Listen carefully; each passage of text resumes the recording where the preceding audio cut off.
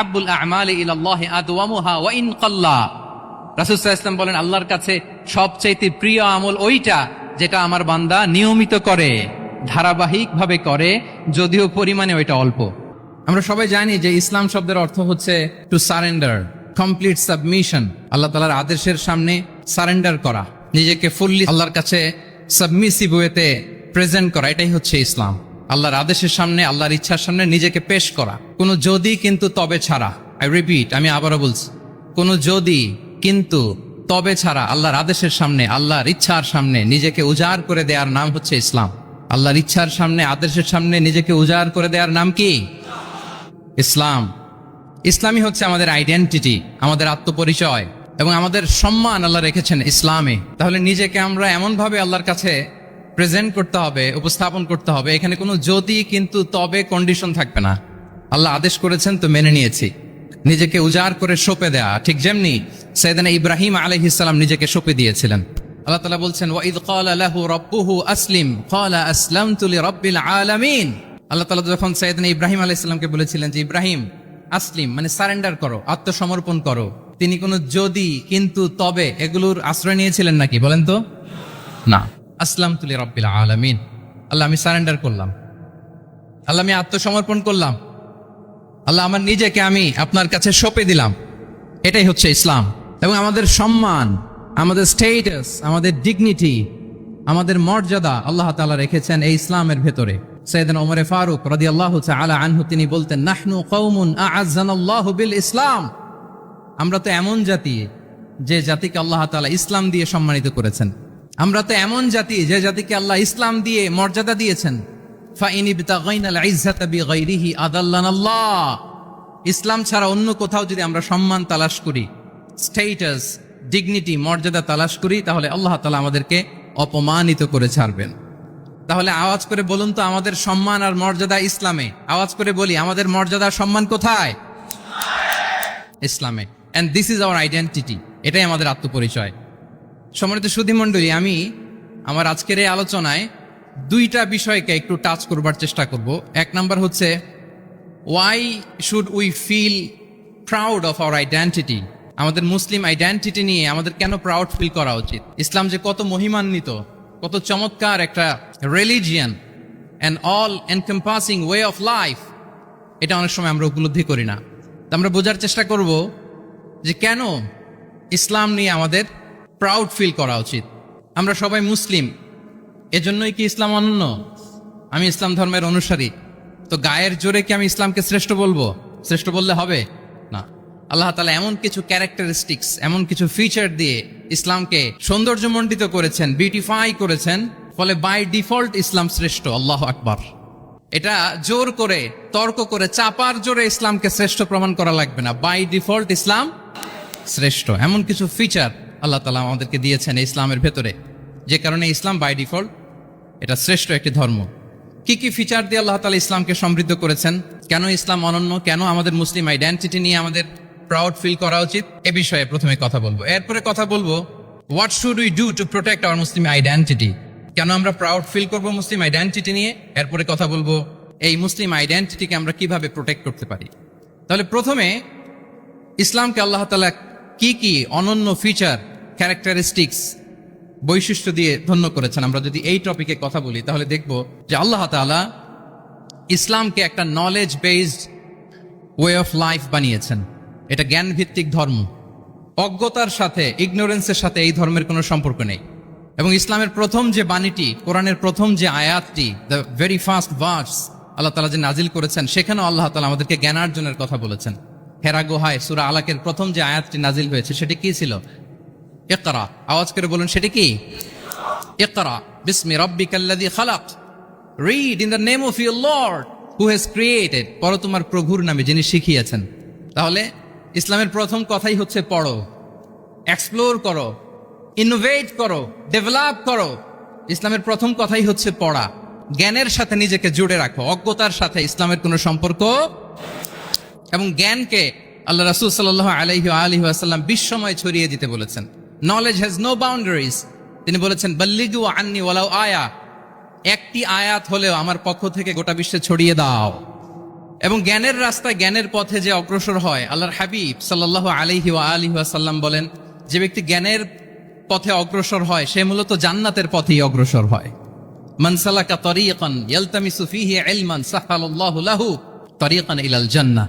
যে জ্ঞান অর্জনের জন্য সামনে আগায় সে মূলত জান্নাতের দিকে আগায়। আল্লাহু আকবার। তাহলে ইসলাম একটা নলেজ বেসড রিলিজিয়ান।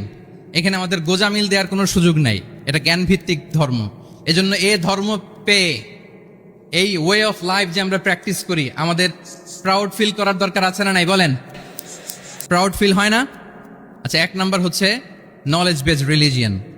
দ্বিতীয়ত হচ্ছে ইসলাম হচ্ছে দ্বীনুল ইনসানিয়া, মানবতার ধর্ম। মানবতাকে ইসলাম অনেক গুরুত্ব দেয়। মানুষের সম্মান মর্যাদা সবচাইতে বেশি। ইসলাম মানুষকে বলে আশরাফুল মাখলুকাত। আল্লাহ তাআলা বলছেন, ওয়ালাকাদ কাররামনা বানি আদম, I have dignified the status of the son of Adam. আদমের সব সন্তানদেরকে আমি মর্যাদা দিয়েছি। তিনি বলেননি যে আমি মুমিনদেরকে শুধু মর্যাদা দিয়েছি, শুধু মুসলিমদের মর্যাদা দিয়েছি, কেবলমাত্র মুসল্লিদেরকে মর্যাদা দিয়েছি, এমন তিনি বলেননি। ওয়ালাকাদ কাররামনা বানি আদম, গোটা বনি আদমকে, মুসলিম অমুসলিম নির্বিশেষে সব বনি আদমকে আমি সম্মানিত করেছি। আল্লাহু আকবার। এভাবে ইসলাম মানবতার কথা বলে এবং মানুষের জন্য যে কাজ করে ইসলাম তাকে শ্রেষ্ঠ মানুষ বলেছে। খায়রুন নাস আনফাউহুম লিন-নাস, মানুষের মধ্যে শ্রেষ্ঠ সে মানুষ যে অন্যের কাজে লাগে, যে মানবতার উপকারে আসে, সে শ্রেষ্ঠ মানুষ। এভাবে ইসলাম মানবতার জয়গান গেয়েছে। আল্লাহ রাসূল সাল্লাল্লাহু আলাইহি ওয়াসাল্লামের সামনে দিয়ে একবার একটা লাশ যাচ্ছিল। তিনি সাহাবাদেরকে নিয়ে বসেছিলেন। হঠাৎ ওই লাশ দেখে রাসূল সাল্লাল্লাহু আলাইহি ওয়াসাল্লাম দাঁড়িয়ে গেলেন। সাহাবারা বললেন, ইয়া রাসূলুল্লাহ, ইন্নাহু ইয়াহুদি, এটা ইহুদির লাশ। কার লাশ? জুইশ, ইহুদির লাশ। আপনি দাঁড়ালেন যে? রাসূল সাল্লাল্লাহু আলাইহি ওয়াসাল্লাম বললেন, আওয়ালাইসাত নাফসান, সে হোক ইহুদি, সে কি মানুষ নয়? এটা কি একটা প্রাণ নয়? এটা কি একটা আত্মা নয়? আমি তো ইহুদি, খ্রিস্টান, আস্তিক, নাস্তিক সেটা দেখিনি, আমি মানুষ, এ কারণে সম্মান দিয়ে দাঁড়িয়ে গিয়েছি। আল্লাহু আকবার। তাহলে ইসলাম হচ্ছে দ্য রিলিজিয়ন অফ হিউম্যানিটি, মানবতার ধর্ম। যারা আমাদেরকে মানবাধিকার শিখায়, যারা মানবতার কথা বলতে যায় আমাদের কাছে এসে, তাদের খুব ভালো করে এগুলো জেনে নেওয়া উচিত যে ১৫০০ বছর আগে ইসলাম যেভাবে মানবতাকে উচ্চে তুলে ধরেছে, মানুষের মর্যাদাকে সবচেয়ে উপরে তুলে ধরেছে, মানুষকে আশরাফুল মাখলুকাত বলেছে, নতুন করে মানবতা তাদের কাছ থেকে আমাদের শেখা লাগবে না। তাহলে এক নাম্বার হচ্ছে ইসলাম জ্ঞান ভিত্তিক ধর্ম। ২ নম্বরে বললাম ইসলাম হচ্ছে মানবতার ধর্ম। ৩ নম্বর হচ্ছে ইসলামে আল্লাহ তাআলা যে সমস্ত বিধিবিধান আমাদেরকে দিয়েছেন, ইসলামের যে রুলিংস গুলো আছে এগুলো খুব ফ্লেক্সিবল, এগুলো অত্যন্ত লাইফ ওরিয়েন্টেড। ইসলামের বিধানগুলো সোসাইটি ওরিয়েন্টেড। মোটেও আপনার কাছে এটাকে অসম্ভব মনে হবে না, মানতে যে কঠিন লাগবে না, বুঝতে সহজ, মানতে সহজ, এরকম চমৎকার বিধিবিধান আল্লাহ তাআলা ইসলামের ভেতরে দিয়েছেন। তার মানে মানুষের সুবিধা অসুবিধাকে ইসলাম আমলে নেয়। আমাদের সাধ্যের বাইরে কোনো বিধান আল্লাহ তাআলা ইসলামে চাপিয়ে দেননি। লা ইউকাল্লিফুল্লাহু নাফসান ইল্লা উসআহা, সাধ্যের বাইরে আল্লাহ তাআলা কোনো বিধান আমাদের উপর চাপিয়ে দেন নাই। কোনো কিছু যদি আমাদের আউট অফ ক্যাপাসিটি হয়, এরকম কোনো বিধান আল্লাহ আমাদেরকে দেন নাই। বরং ইসলামের সবগুলো বিধান আপনার কাছে খুবই যুক্তি সুলভ লাগবে, খুবই স্বভাব সুলভ লাগবে, আপনার নেচারের সাথে, আপনার চাহিদার সাথে এটা খুব যায়, খুব স্যুট করে, এমন বিধান আল্লাহ তাআলা দিয়েছেন। আল্লাহ তাআলা বলছেন, ওয়ামা জাআলা আলাইকুম ফিদ-দীনি মিন হারাজ, দিনের ভেতরে, ইসলামের ভেতরে আমি কোনো হারাজ রাখিনি, জটিলতা রাখিনি, কাঠিন্যতা রাখিনি, বরং সহজ করে ইসলামকে তোমাদের জন্য আমি দিয়েছি। অন্যত্র আল্লাহ তাআলা বলছেন, ইউরিদুল্লাহু বিকুমুল ইউসরা ওয়ালা ইউরিদু বিকুমুল উসর, আল্লাহ তোমাদের জন্য সহজ চান, কঠিন চান না। আমরা অনেক সময় না বুঝে ইসলামকে খুব কঠিন করে প্রেজেন্ট করি, উপস্থাপন করি। ইসলাম আসলে এত কঠিন না, কিন্তু আমরা কঠিন করে ফেলি। কিন্তু আল্লাহ তাআলা সহজ করেছেন। কতটা সহজ? নামাজের মধ্যে দাঁড়িয়ে সালাত আদায় করা হচ্ছে ফরজ। দাঁড়িয়ে সালাত আদায় করা কি? আপনি দাঁড়াতে পারেন না, বসে পড়লেও কবুল করবে কে? আল্লাহ কবুল করবে। বসতে পারেন না, শুয়ে পড়লেও আল্লাহ কবুল করবেন। অজু করে নামাজ পড়া ফরজ, অজুর পানি নাই, তাই এমন করে নামাজ পড়লেও আল্লাহ কবুল করবেন। তাহলে বলেন তো ইসলাম পালন কি কঠিন না সহজ? আমরা মাঝে মাঝে খুব কঠিন করে উপস্থাপন করি। অনেক সময় আমাদের কাছে লিগ্যাল অপিনিয়ন চায়, ফতোয়া জানতে চায়, আমরা এত কঠিন ভাবে অনেক সময় রেসপন্স করি, যিনি জিজ্ঞেস করেছেন তার মানতে বড্ড কষ্ট হয়। কিন্তু ব্যাপারটা ছিল এমন চমৎকার করে আমাদের প্রেজেন্টেশনের দরকার ছিল যে তার কাছে খুব সহজ মনে হবে এটা। কারণ যে সমস্ত বিধিবিধান আল্লাহ তাআলা আমাদেরকে দিয়েছেন ইসলামে, এগুলো মানাটা আমাদের জন্য সহজ, ফ্লেক্সিবল। ইসলামের একটা বিধান হচ্ছে আত-তাইসির, ফ্লেক্সিবিলিটি। মানুষের সুবিধা অসুবিধা এটা ইসলাম আমলে নেয়। কতটা আমলে নেয় ছোট্ট একটা উদাহরণ দিলে আমরা বুঝতে পারবো। রাসূল সাল্লাল্লাহু আলাইহি ওয়াসাল্লাম সাহাবাদেরকে নিয়ে একবার বসা, হঠাৎ করে এক সাহাবী এসে বললেন, ইয়া রাসূলুল্লাহ হালাকতু ইয়া রাসূলুল্লাহ, হে আল্লাহর রাসূল আমি তো শেষ। রাসূল সাল্লাল্লাহু আলাইহি ওয়াসাল্লাম বললেন, তুমি শেষ, তোমার আবার কি হলো? তো সাহাবী বলেন, ওয়াকাআতু আলা ইমরাআতি ফি রমাদান, আমি রমজান মাসে দিনের বেলায় আমার স্ত্রীর সাথে ফিজিক্যাল ইন্টিমেসিতে চলে গেছে, ভুল করে ফেলছি। আমরা জানি যে রমাদানে আমরা কিছু কাজ করতে পারি না। সিয়ামের সংজ্ঞাই হচ্ছে আসসাওমু হুয়াল ইমসাক আনিল আকলি ওয়া শুরবি ওয়াল জিমাই মিন তুলুইল ফাজরি ইলা গুরুবি শামসি মা'আন নিয়া, মানে রোজা হচ্ছে এটা এমন ইবাদত, সূর্যোদয় থেকে সূর্যাস্ত পর্যন্ত না খেয়ে থাকা, কোনো কিছু পান না করা, এবং দিনের বেলায় বিবাহিতরা তাদের স্ত্রীদের সাথেও ইন্টিমেসিতে যেতে পারবে না। এটা যদি কেউ মেনটেন করে এটা হচ্ছে সিয়াম। তো এই সাহাবী বলে, ইয়া রাসূলুল্লাহ আমি তো শেষ, আমি তো দিনের বেলা ভুল করে ফেলছি, আমি তো আমার স্ত্রীর সাথে মেলামেশা করে ফেলছি, এখন কি করব? তো এটার আবার একটা বড় পেনাল্টি আছে, আপনারা যারা জানেন যে ইচ্ছাকৃত রোজা ভাঙলে কাজাও করতে হয়, কাফারাও দিতে হয়। কাজা মানে একটা রোজার জন্য একটা রোজা, আর কাফারা মানে হচ্ছে আরো 60টা রোজা রাখতে হবে। কয়েকটা জিনিস আছে, বেসিক্যালি 3টা। তো রাসূল সাল্লাল্লাহু আলাইহি ওয়াসাল্লাম তাকে বললো যে তোমার তো পেনাল্টি হয়েছে, তুমি তো বড় ভুল করে ফেলছো, তো তোমার কাছে কি এরকম কোনো দাস আছে যেটাকে তুমি আজাদ করে দিতে পারবা, মুক্ত করে দিতে পারবা, তাহলে পেনাল্টি আদায় হয়ে গেল। সে বলে, ইয়া রাসূলুল্লাহ না, আমার তো এত সক্ষমতা নাই, আমার কাছে তো কোনো দাস নাই। আচ্ছা দাস নাই, তো রাসূল সাল্লাল্লাহু আলাইহি ওয়াসাল্লাম বললেন তাইলে তুমি টানা 2 মাস রোজা রাখতে হবে, তাইলেও পেনাল্টি হয়ে যাবে, আদায় হয়ে যাবে, পারবা? সে বলে, ইয়া রাসূলুল্লাহ 2 মাস রোজা রাখা তো এটা কঠিন হয়ে যায়, ইটস নট এ জোক, টানা 60 দিন কি করে রোজা রাখ? তো রাসূল সাল্লাল্লাহু আলাইহি ওয়াসাল্লাম বললেন এটাও পারবো না, তাহলে 60 জন মিসকিনকে খাবার খাইয়ে দিতে হবে এজ এ পেনাল্টি। এটা বড় অন্যায় করে ফেলছো, 60 জন মিসকিনকে খাবার খাওয়াবে, এটা পারবা? সে বলে, ইয়া রাসূলুল্লাহ এটাও পারবো না। তাহলে কয়টা অপশন দিয়েছিলেন রাসূল সাল্লাল্লাহু আলাইহি ওয়াসাল্লাম? আওয়াজ করে বলেন তো কয়টা?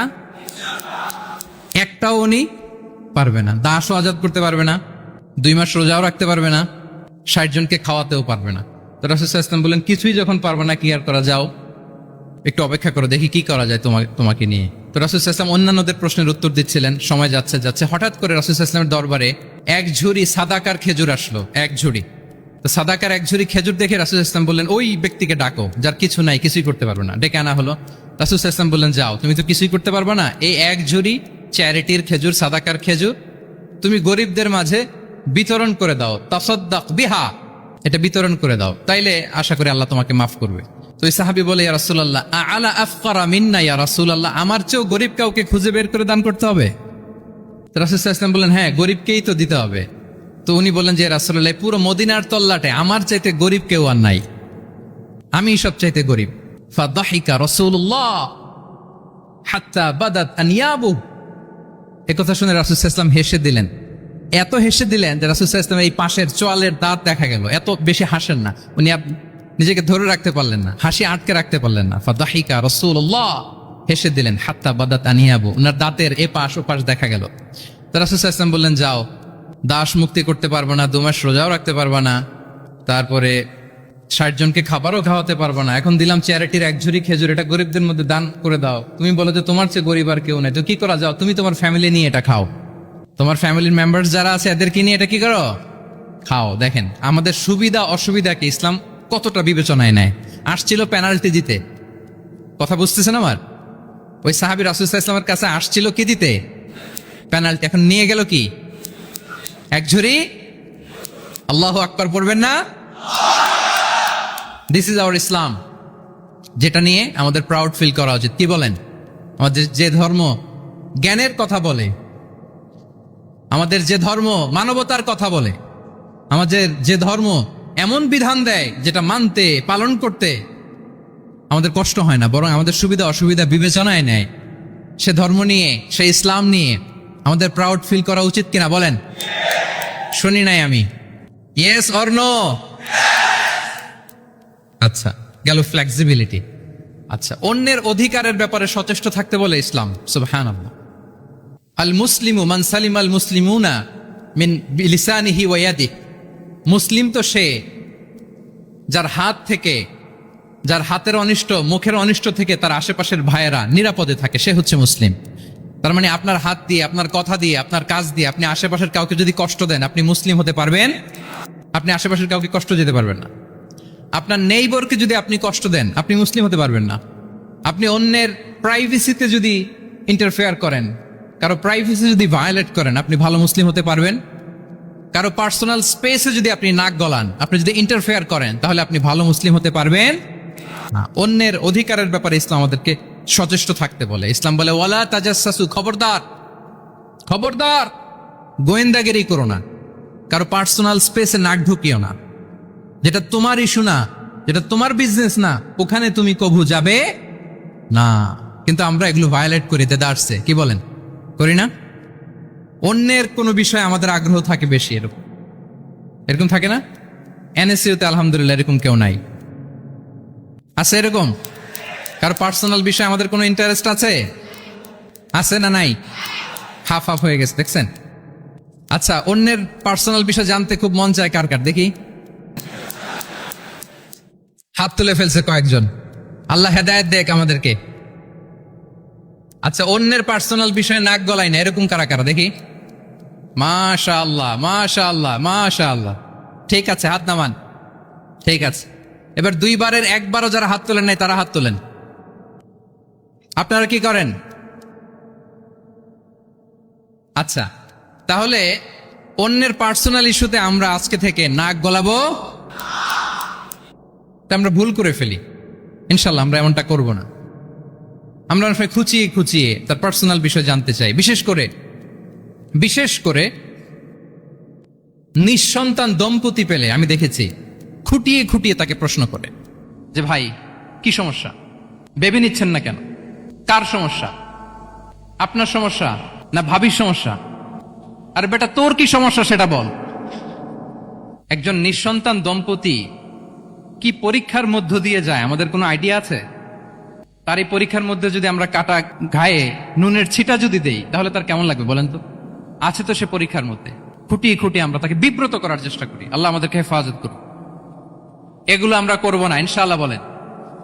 তাহলে দেখেন, যে ইসলাম আমাদেরকে ইনস্ট্রাক্ট করে, খবরদার কারো পার্সোনাল স্পেসে নাক গলাবা না। হ্যাঁ, প্রত্যেকের একটা প্রাইভেট স্পেস আছে, কেউ এখানে ইন্টারফেয়ার করতে পারবে। ইসলাম আমাদেরকে অন্যের রাইটস এর ব্যাপারে সচেতন থাকতে বলে। ইসলাম আমাদেরকে কমিউনাল হারমোনির কথা বলে, সাম্প্রদায়িক সম্প্রীতি। আমরা মুসলিম, এদেশে আমরা মুসলিম সংখ্যাগরিষ্ঠ, কিন্তু আমাদের হিন্দু ভাইয়েরা আছে, বৌদ্ধরা আছে, তাদের সাথে মিলেমিশে থাকার কথা বলে। এবং রাসূল সাল্লাল্লাহু আলাইহি ওয়াসাল্লাম তো মদিনাতে যে তাই করেছেন, মদিনা চার্টার করেছেন। জুইশরা ছিল, পেগানরা ছিল, মুসলিমরা ছিল, সবাইকে নিয়ে তিনি মদিনা চার্টার করেছেন। পরবর্তীতে তারা বিট্রে করার কারণে, ট্রেচারের কারণে এই মদিনা চার্টার ভঙ্গ হয়েছে, কিন্তু রাসূল সাল্লাল্লাহু আলাইহি ওয়াসাল্লামের পক্ষ থেকে কোনো না ছিল না। তাহলে এই যে পরমত সহিষ্ণুতা, রিলিজিয়াস কো এক্সিস্টেন্স, ধর্মীয় সহাবস্থান, এটার কথা ইসলাম আমাদেরকে বলে। এবং কতটা জোরালো ভাবে বলে আপনি অবাক হবেন। মাইনরিটি রাইটস কে ইসলাম এমন ভাবে প্রিজার্ভ করেছে। আল্লাহ রাসূল সাল্লাল্লাহু আলাইহি ওয়া আলিহি ওয়াসাল্লাম বলেন, কোন হিন্দু, কোন মাইনরিটি, কোন সংখ্যালঘু, শব্দটা যদি আমাদের পছন্দের না, বোঝানোর জন্য বলছি, কোন অমুসলিম যদি মুসলিমদের পাশে থাকে এবং কোন মুসলিম যদি তার রাইটকে ভায়োলেট করে, যেমন আপনি মুসলিম, আপনার নেইবার হচ্ছে হিন্দু, আপনি যদি তার হক নষ্ট করেন, জোর করে তার জমি দখল করেন, তাকে তার প্রাপ্য থেকে বঞ্চিত করেন, রাসূল সাল্লাল্লাহু আলাইহি ওয়াসাল্লাম বলেন কিয়ামতের দিন আমি ওই হিন্দুর পক্ষে মুসলিমের বিপক্ষে বাদী হয়ে দাঁড়াবো। আল্লাহু আকবার। রাসূল সাল্লাল্লাহু আলাইহি ওয়াসাল্লাম ওই হিন্দুর পক্ষে, আমি রাসূল সাল্লাল্লাহু আলাইহি ওয়াসাল্লামের উম্মত, আমার বিপক্ষে দাঁড়াবেন। আল্লাহু আকবার। What a marvellous statement. আল্লাহু আকবার। সংখ্যালঘুদের উপর যদি কেউ কোন মুসলিম অত্যাচার করে, রাসূল সাল্লাল্লাহু আলাইহি ওয়াসাল্লাম বলেন তুমি আমার উম্মত হতে পারো, কিন্তু তোমার পক্ষে না, আমি ওই মাজলুমের পক্ষে কিয়ামতের দিন দাঁড়াবো। দিস ইজ ইসলাম। ইসলাম আমাদেরকে অন্য যে ফেইথ আছে, Islam teaches us to respect other faith. অন্যান্য যে ফেইথ গুলো আছে এগুলোর প্রতি শ্রদ্ধা দেখাতে বলে, সম্মান দেখাতে বলে। আল্লাহ তাআলা বলছেন ওয়ালা তাসুবুল্লাযীনা ইয়াদউনা মিন দুনিল্লাহি ফায়াসুবুল্লাহা আদওয়ান বিগাইরি ইলম। ওহে বিশ্বাসীরা, আল্লাহকে ছাড়া তারা যাদেরকে ডাকে, যাদের উপাসনা করে, ওই সমস্ত দেব দেবীকে তোমরা গালি দিও না। ফলে রাগান্বিত হয়ে অজ্ঞতাবশত তারা আল্লাহকে গালি দিবে। কথা বুঝতে পেরেছেন?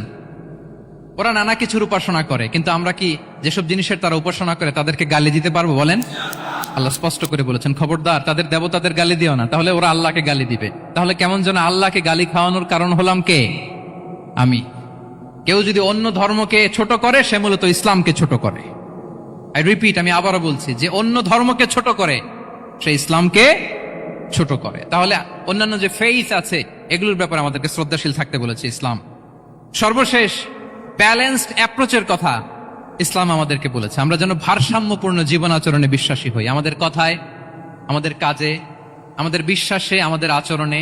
দাওয়াতি কাজ করার ক্ষেত্রে, ইসলামকে বোঝার ক্ষেত্রে, ইসলামকে বোঝানোর ক্ষেত্রে আমাদেরকে ব্যালেন্সড অ্যাপ্রোচে বিশ্বাসী হতে হবে, ভারসাম্যপূর্ণ আচরণ করতে হবে, যেটাকে আরবিতে বলে আল ওয়াসাতিয়া। সম্মানিত সুধী মণ্ডলী, ওয়াকাযালিকা জাআলনাকুম উম্মাতাও ওয়াসাতা লিতাকুনু শুহাদা আলান নাস ওয়া ইয়াকুনা রাসূলু আলাইকুম শাহীদা। আমরা হচ্ছি মধ্যমপন্থী জাতি।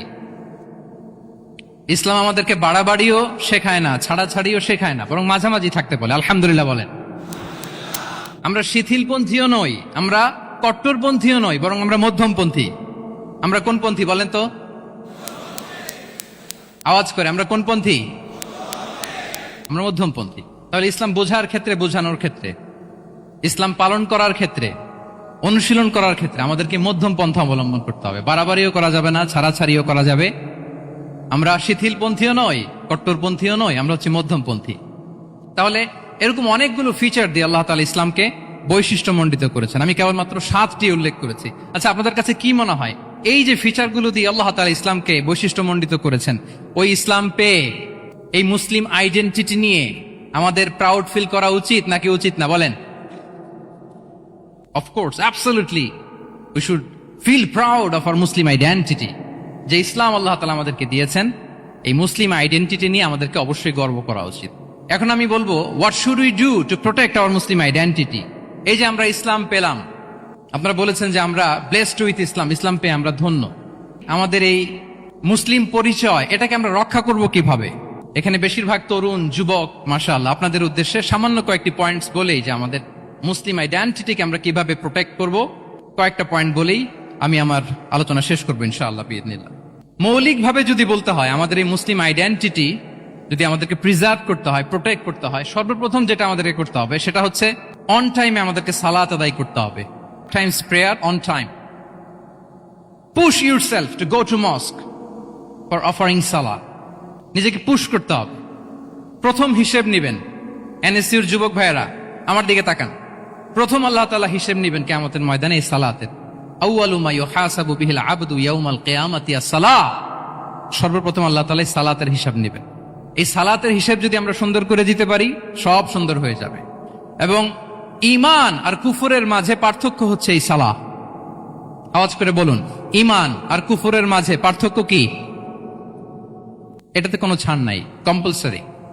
Push yourself to offer Salah on time. এটাই আমাদের আইডেন্টিটি। মুসলিম আইডেন্টিটির প্রথম কথা হচ্ছে সালাত। যার সালাত নাই তার ঈমান নাই।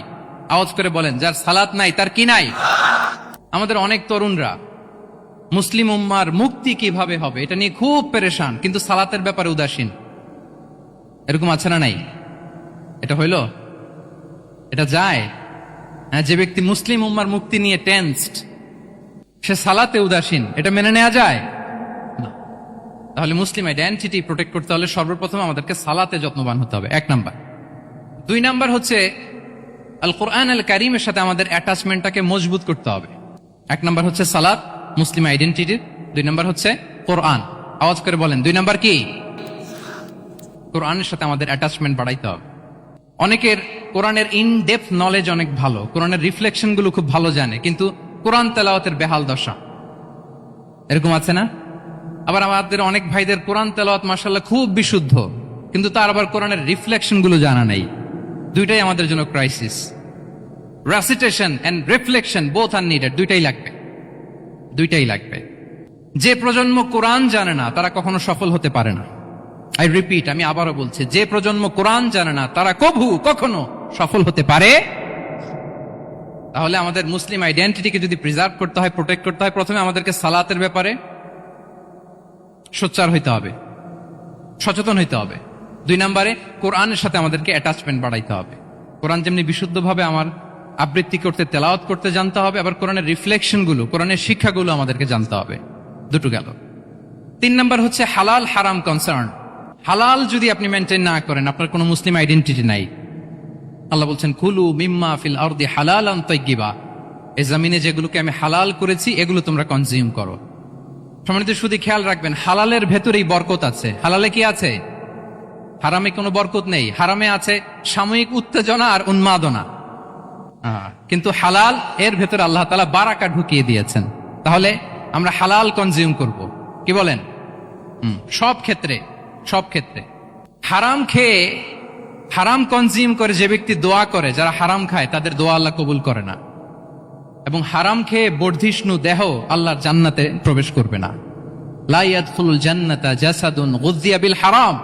হারাম খেয়ে যে দেহ নাদুস নুদুস হয়েছে, ওই দেহ কখনো আল্লাহর জান্নাতে প্রবেশ করবে না। এজন্য খবরদার, আমাদের সবকিছু আমরা হালাল দিয়ে সাজাবো ইনশাআল্লাহ। বলেন সবাই। আমাদের অনেকে একটা ভুল করে, সেটা হচ্ছে অনেকে খাবারের ক্ষেত্রে খুব কনসার্ন, যেটা হালাল হইতে হবে, যেটা আমি কনজিউম করব এটার ব্যাপারে খুব কনসার্ন, কিন্তু অন্যান্য বিষয়ে তার আর কোনো খেয়াল নাই, ভ্রুক্ষেপ নাই। এরকম আছে না নাই বলেন?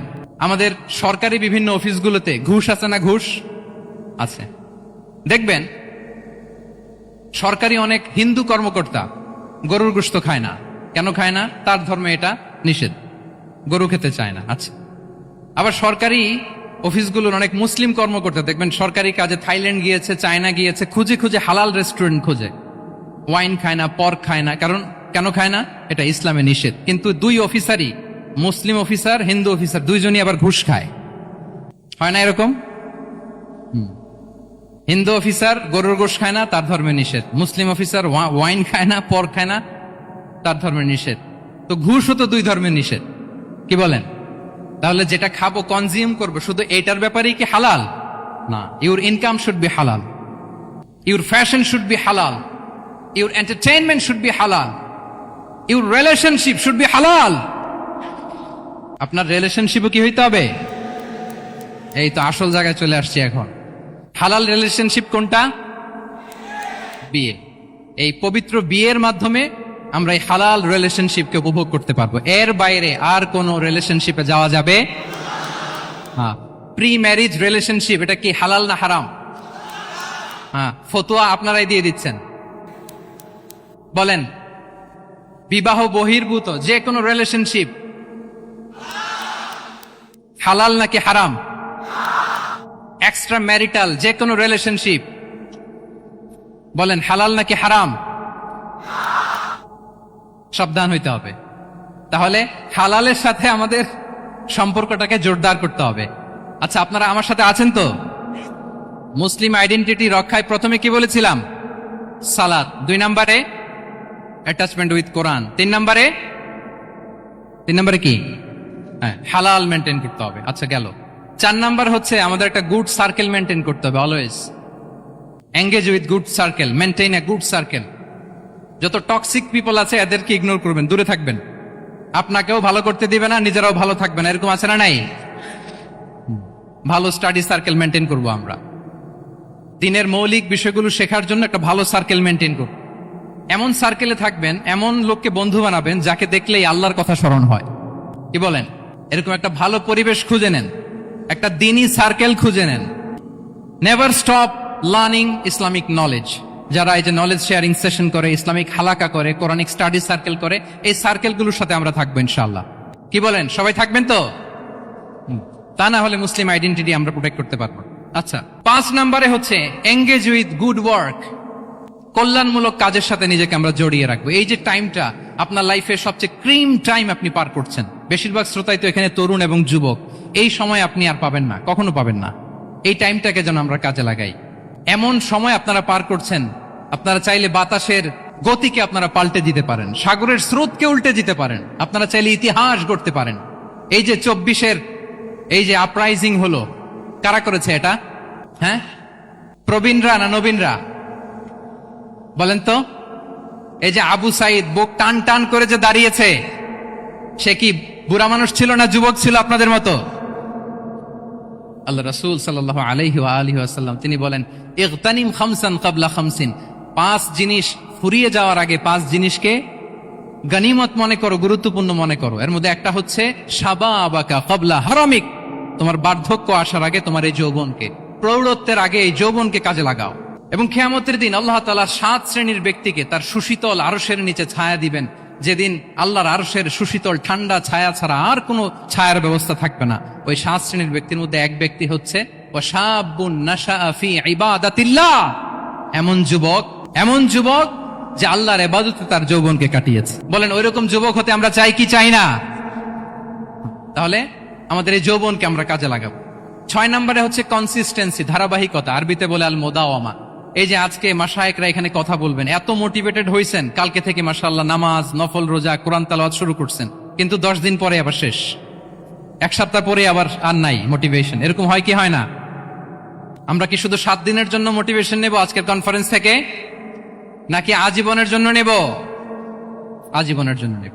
ধারাবাহিকভাবে রেগুলার আমরা কিছু নফল ইবাদত করব, রেগুলার আমরা আধা পৃষ্ঠা হলেও আল্লাহর কিতাব কোরআন তেলাওয়াত করব, প্রতিদিন 2টি আয়াত হলেও আমরা অর্থ পড়ব, একটি হলেও আল্লাহ রাসূল সাল্লাল্লাহু আলাইহি ওয়াসাল্লামের হাদিস আমরা পড়ব। তাহলে ধারাবাহিক আমল আল্লাহর কাছে খুব প্রিয়। আহাব্বুল আ'মালি ইলাল্লাহি আদওয়ামুহা ওয়া ইন কাল্লা। রাসূল সাল্লাল্লাহু আলাইহি ওয়াসাল্লাম বলেন আল্লাহর কাছে সবচাইতে প্রিয় আমল ওইটা যেটা আমার বান্দা নিয়মিত করে, ধারাবাহিকভাবে করে, যদিও পরিমাণে ওইটা অল্প, যদিও পরিমাণে সেটা কি অল্প। তাহলে এই মোটিভেশনকে আমরা কন্টিনিউ করব ইনশাআল্লাহ। বলেন সবাই। সব শেষে খুবই গুরুত্বপূর্ণ হাম্বলনেস, বিনয় থাকতে হবে আমাদের, ডাউন টু আর্থ হইতে হবে। আমাদের মুসলিম আইডেন্টিটির সাথে অ্যারোগেন্সের কোনো সম্পর্ক নাই। ওমা তাওয়াদা আহাদুন লিল্লাহি ইল্লা রাফাআহুল্লাহ। রাসূল সাল্লাল্লাহু আলাইহি ওয়াসাল্লাম বলেন যে আল্লাহর জন্য বিনয়ী হয়, নিচু হয়, আল্লাহ তাকে সম্মানিত করেন। বলেন আমরা সম্মানিত হতে চাই কি চাই না? রাসূল সাল্লাল্লাহু আলাইহি ওয়াসাল্লাম দোয়া করতেন, আল্লাহুম্মা জাআলনি সাবুরা ওয়া জাআলনি শাকুরা ওয়া জাআলনি ফি আইনি সাগীরা ওয়া ফি আ'য়ুনিন নাসি কাবীরা। হে আল্লাহ আপনি আমাকে শুকরগুজার বান্দা বানান, হে আল্লাহ আপনি আমাকে ধৈর্যশীল বান্দা বানান, হে আল্লাহ আপনি আমাকে আমার নিজের চোখে আমাকে ছোট বানান, মানুষের চোখে আপনি আমাকে বড় বানান। রাসূল সাল্লাল্লাহু আলাইহি ওয়াসাল্লাম নিজ চোখে ছোট থাকতে চেয়েছেন, ফলে গোটা বিশ্বের চোখে রাসূল সাল্লাল্লাহু আলাইহি ওয়াসাল্লামকে বড় মহামানব বানিয়েছেন কে? এখন আপনি নিজের চোখেই যদি বলেন যে আমি অনেক বড়, তাহলে হবে না।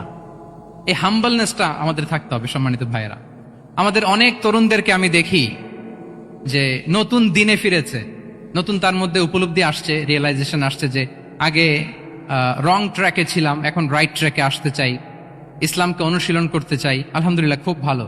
তো তার যখন রিয়েলাইজেশন আসছে, সে কিছু পড়াশোনা শুরু করে দেয়, কিছু পড়াশোনা করে, কিছু স্কলারসদের লেকচার শুনে। তো অনেক তরুণের মধ্যে এই সমস্যাটা একটা কমন ফেনোমেনা, যে একটু পড়াশোনা করে, একটু কিছু স্কলারসদের লেকচার শুনে ও মনে করে যে আমি সব জেনে গেছি। কি মনে করে? আমি সব জেনে গেছি। এরপরে এখানেই ক্ষান্ত হয় না, এরপরে সে ভুল ধরতে আরম্ভ করে স্কলারসদের। সে বলে যে উনি এই ভুল করছে, উনি এই ভুল করছে, উনি ভ্রান্ত, উনি বাতিল। এরকম একটা কমন ফেনোমেনা আমাদের মধ্যে আছে না নাই? বলেন না, অ্যাবসলিউটলি রং। শিক্ষানবিশ যারা, তারা এটা করবে না। কিছুই শিখেননি আপনি, কিছুই জানেননি, এখনো অনেক দূর যেতে হবে আপনাকে। কোনো বিষয়ে কমেন্টস করতে গেলে, কোনো ইস্যু নিয়ে আপনাকে মন্তব্য করতে গেলে আপনাকে অগাধ পাণ্ডিত্য অর্জন করতে হবে, তারপরে আপনি সে বিষয়ে কথা বলতে পারবেন। তাহলে এই জাতীয় অ্যাটিটিউড যেন কখনো, এগুলো শয়তান করে, এই অ্যাটিটিউড যদি আমার মধ্যে ঢুকে, আপনি হয়তো ইসলাম থেকেও দূরে সরে যাবেন। আল্লাহ এই ধরনের অ্যাটিটিউড থেকে আমাদেরকে হেফাজত করুক, আমরা পড়ি আমিন। তাহলে সম্মানিত সুধী, being proud of our Muslim identity, এই টপিক নিয়ে আমি 2টা বিষয়ে কথা বলেছি, যে আমরা কিভাবে আমাদের এই মুসলিম আইডেন্টিটিকে প্রিজার্ভ করবো, প্রোটেক্ট করব, আর কেন আমাদের এই মুসলিম আইডেন্টিটি নিয়ে গর্ববোধ করা উচিত। সম্মানিত সুধী মণ্ডলী, ইসলাম হচ্ছে আমাদের কোর আইডেন্টিটি, এবং ওমরে ফারুক রাদিয়াল্লাহু তাআলা আনহু বলেছেন, এখানে ইসলামই আমার সম্মান, ইসলামই আমার ইজ্জত। ইসলামের বাইরে যেয়ে যদি আমরা ইজ্জত খুঁজতে চাই, আমাদেরকে আল্লাহ তাআলা অপমানিত করবেন। তাহলে আমরা বোল্ডলি যেন এটা বলি যে আমি মুসলিম। আল্লাহ তাআলা বলছেন, ওমান আহসানু কাওলাম মিম্মান দাআ ইলাল্লাহি ওয়া আমিলা সালিহাও ওয়া ক্বালা ইন্নানি মিনাল মুসলিমিন। তার চেয়ে শ্রেষ্ঠ কথা আর কার হতে পারে যে মানুষকে আল্লাহর দিকে ডাকে, নিজে সৎকর্ম করে আর বলে ইন্নানি মিনাল মুসলিমিন, নিশ্চয় আমি মুসলমান। নিশ্চয় আমি কি? বোল্ডলি, প্রাউড ফিল করে আমরা বলতে পারবো না যে আমি মুসলিম? পারবো? হ্যাঁ, নাকি সংশয় কাজ করে? বলেন, আমরা আমাদের মুসলিম আইডেন্টিটিকে ওন করতে চাই কি চাই না? সবাই চাই। আমাদের আসল পরিচয় কি বলেন? মুসলিম। এরকম মুষ্টিবদ্ধ হাত উঁচু করে বলেন, আমাদের পরিচয় কি? আমি প্রশ্ন করলে উত্তর দিতে পারবেন? আওয়াজ করে বলেন, আমি কে? তুমি কে? এনএসইউ মেক এ নয়েজ, আমি কে? তুমি কে? আমি কে? তুমি কে? ওয়াকালা ইন্নানি মিনাল মুসলিমিন।